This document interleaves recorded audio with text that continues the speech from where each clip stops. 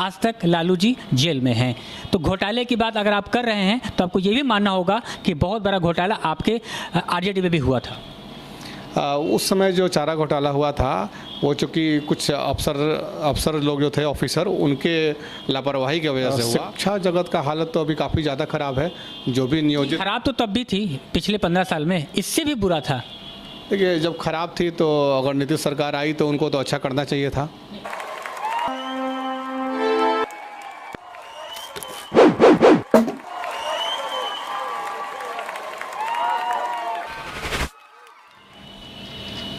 नमस्कार तमाम लोगों का फिर से स्वागत है। मैं प्रीतम कुमार और आप देख रहे हैं बोलो जिंदगी की खास पेशकश नेताजी कहिन। नेताजी कहिन में आज हमारे साथ जो नेता हैं, हालांकि नेता तो अब वो बन गए हैं, पहले वो डॉक्टर थे, डॉक्टर धर्मेंद्र कुमार चंद्रवंशी। सर बहुत बहुत स्वागत है आपका हमारे चैनल पे। आप सबका भी स्वागत है। डॉक्टर साहब, आपको आरजेडी ने टिकट दिया है, आपको सीट मिला है कुम्हरार विधानसभा क्षेत्र। काफ़ी चर्चा में थी ये पिछले वर्ष। कुम्हरार विधानसभा क्षेत्र ही मुझे मिला है और चर्चा में आप जो बोल रहे हैं कि बहुत चर्चा में थी। चर्चा में इसलिए थी क्योंकि पटना में भी बाढ़ आ सकता है ये कोई सोच नहीं सकता है, और पटना में बाढ़ आया हुआ था और उसी कुम्हरार विधानसभा क्षेत्र में ही आया हुआ था। तब जब आपको ये खबर मिली कि कुम्हरार विधानसभा क्षेत्र का एक इलाका ऐसे डूब जाता है, तब आपने मेरे ख्याल से तभी मन बना लिया था क्या कि हमें कुम्हरार विधानसभा क्षेत्र चाहिए? नहीं, मैं तो तैयारी नालंदा ज़िला में कर रहा था, वहाँ का हरनौत विधानसभा क्षेत्र से।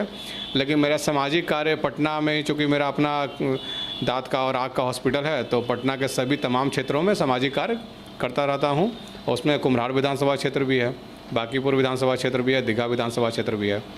ठीक, वो तो तमाम चीज़ें ठीक है, लेकिन एक होता है ना अपने जीत को आँक लेना कि भाई कुम्हरार विधानसभा क्षेत्र में जिस तरह से वो इलाका डूबा है, तो जाहिर सी बात है कि प्रेजेंट में जो वहाँ के एमएलए हैं उनकी साख थोड़ी कमज़ोर हुई है।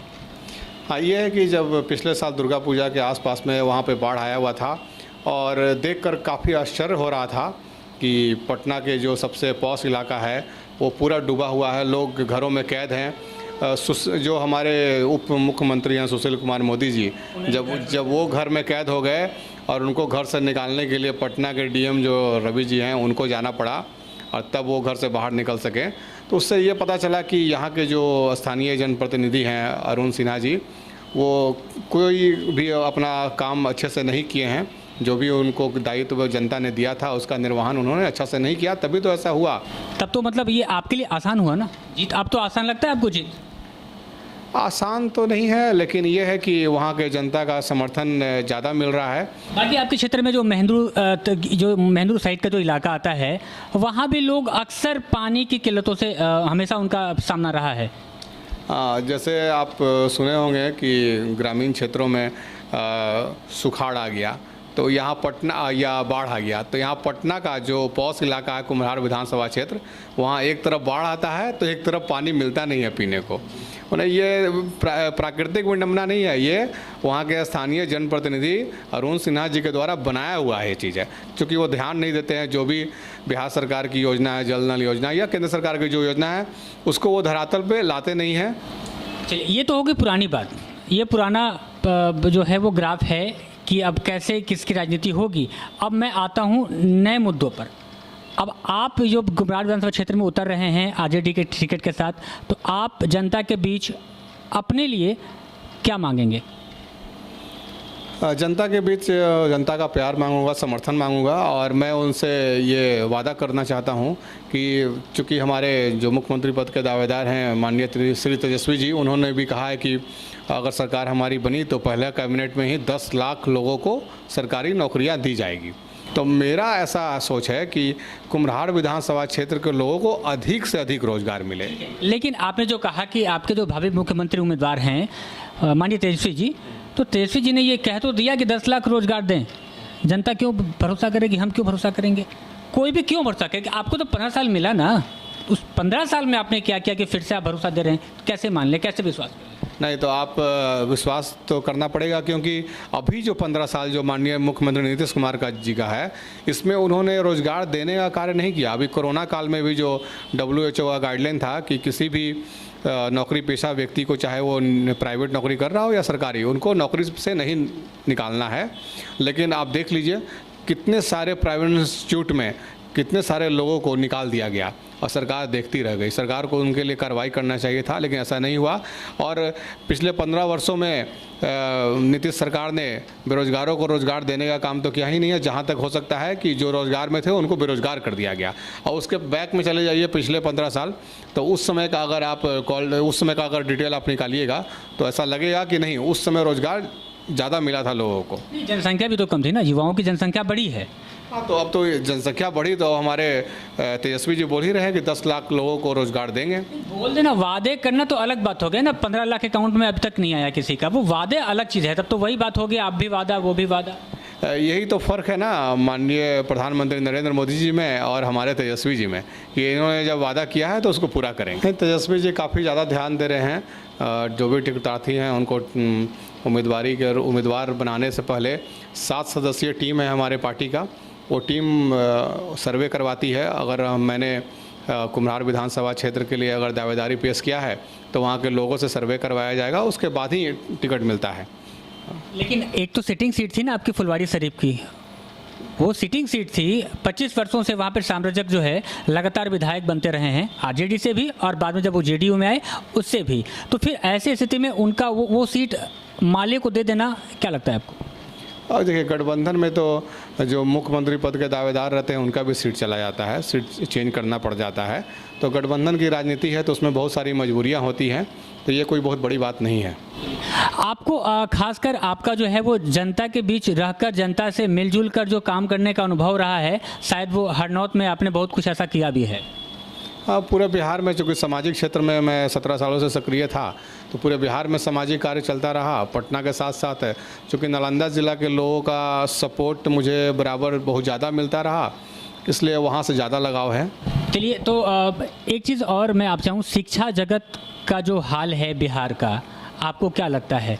आप इसे बदल पाएंगे? आपकी पार्टी बदल पाएगी? शिक्षा जगत का हालत तो अभी काफ़ी ज़्यादा ख़राब है। जो भी नियोजित, खराब तो तब भी थी, पिछले 15 साल में इससे भी बुरा था। देखिए, जब खराब थी तो अगर नीतीश सरकार आई तो उनको तो अच्छा करना चाहिए था। पहले से कुछ तो बेहतर, जैसे अब मैं स्कूलों के भवन की बात कर लूँ, उसमें तो डेवलपमेंट हुआ है। बच्चों का जो संख्या था स्कूल तक पहुंचने का, या बच्चियों का, खासकर लड़कियों का, ये तो देश ने माना है कि नीतीश कुमार बच्चियों को, लड़कियों को स्कूल तक पहुंचाने में सक्षम रहे, सफल रहे। सक्षम रहे और सिर्फ घोटाला ही हुआ, चाहे मिड डे मील घोटाला हो या उनके कॉपी किताब खरीदने में घोटाला हो।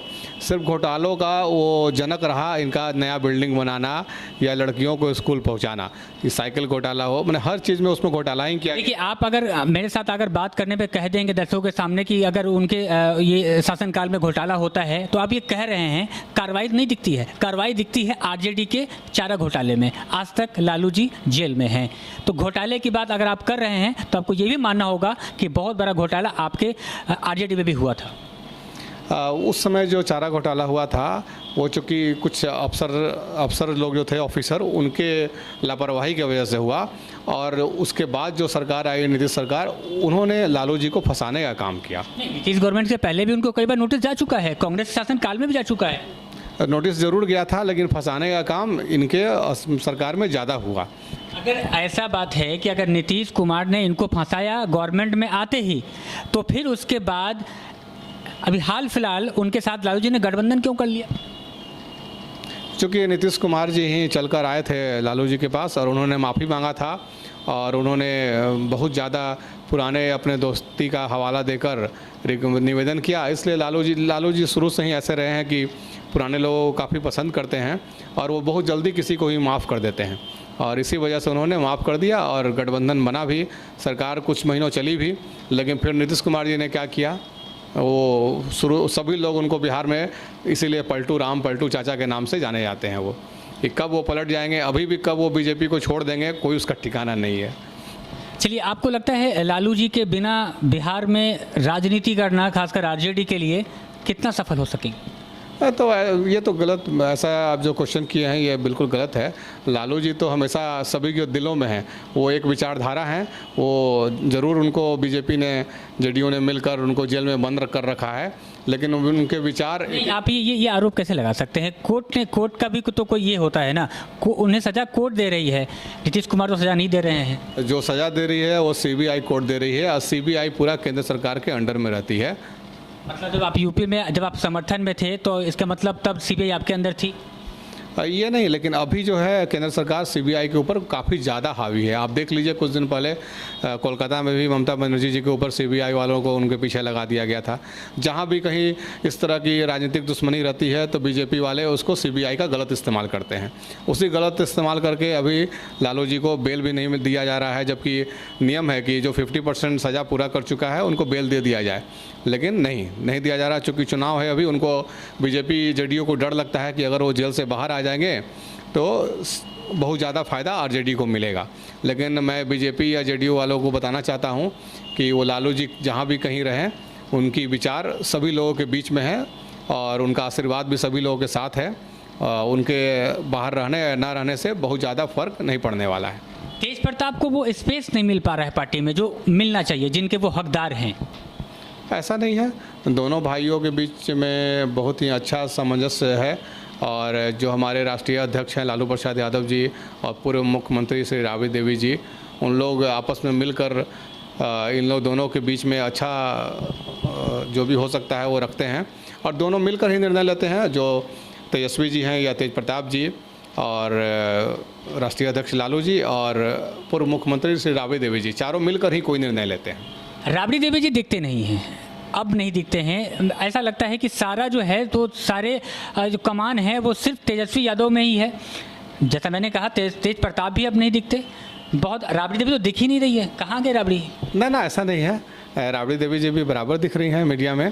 ये है कि उनको कुछ घरेलू कार्य भी काफ़ी सारे रहते हैं, उसका भी उनको देखना है। चूँकि वो घरेलू महिला हैं, बिहार की मुख्यमंत्री जरूर बनी, मुख्यमंत्री रहती हैं बिहार की, इतने लंबे समय तक मुख्यमंत्री रही, वो घरेलू महिला कैसे? यही तो उनकी खूबी है कि मुख्यमंत्री जब थी तो भी वो आप लोग देखे होंगे मीडिया के माध्यम से कितने अच्छे से छठ पूजा करती थी, घरेलू कार्यों का निर्वहन करती थी। और अभी भी वो एक पूर्व मुख्यमंत्री होने के बावजूद भी अपने बच्चों के ऊपर बहुत ज़्यादा समय देती हैं, और दोनों चीज़ अच्छे से कर पा रही हैं। चलिए अब आते हैं वापस आपके क्षेत्र। उम्मीदवार की बात करूँ कि किस उम्मीदवार से आपका टक्कर है, तो आपके विचार में ऐसा क्या, किन के बारे में? टक्कर तो इस बार ऐसा लग रहा है कि अरुण सिन्हा जी से भी नहीं रहेगा, क्योंकि उनका इतना ज़्यादा विरोध है कि मुझे ऐसा लग रहा है कि वो सेकंड पोजीशन पे भी नहीं रहेंगे, थर्ड या फोर्थ पोजीशन पे रहेंगे। अब सामने देखते हैं कि कौन और अच्छी और उम्मीदवारी लेकर आते हैं। अब एलजेपी है, बहुत सारी अच्छी पार्टियाँ भी अभी आ चुकी हैं। अब देखना पड़ेगा कि उन लोगों से में कौन उम्मीदवार बनाए जाते हैं। प्लूरल्स आई है बहुत तूफान के साथ बिहार में, उनके बारे में आपका क्या कहना है? हम लोग तो उनको बधाई देंगे, अच्छी बात है, राजनीति में आना चाहिए, और चूँकि एक महिला हैं तो हम लोग महिला को सम्मान ही देंगे, तो अच्छी बात है, ठीक है।